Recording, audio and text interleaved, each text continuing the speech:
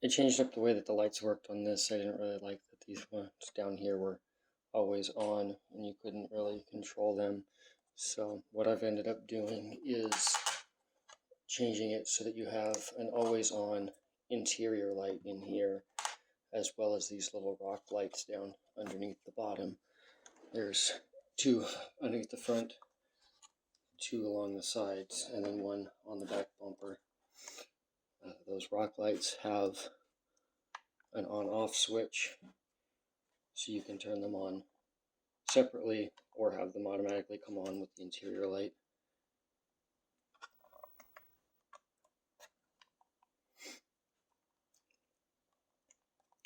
Now the headlights are actually on the headlight switch here, down here, and these ones up at the top. There's also a secondary switch under there, so you can turn off the top lights and just run the bottom ones if you want off, on, and flash.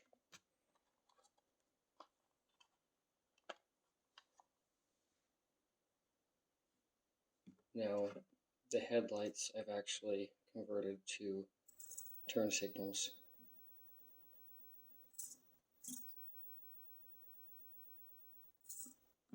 Which you can also then change to emergency flashers or a strobe, which you can either have together or opposite.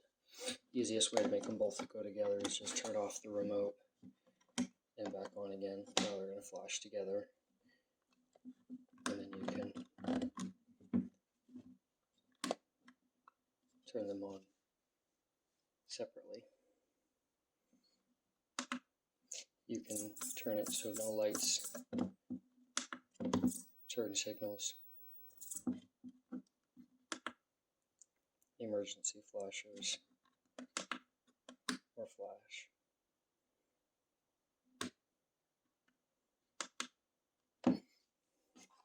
Also added in the tail lights as well, so you get that blink or emergency flashers.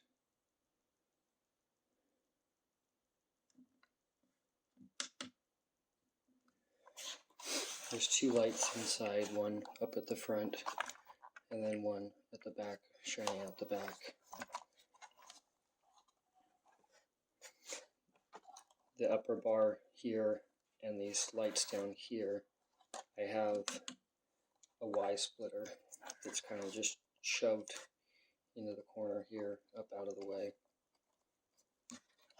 And all the wiring just runs down the loom and up into the bed, back of it. But there are, like I said, two switches here and here,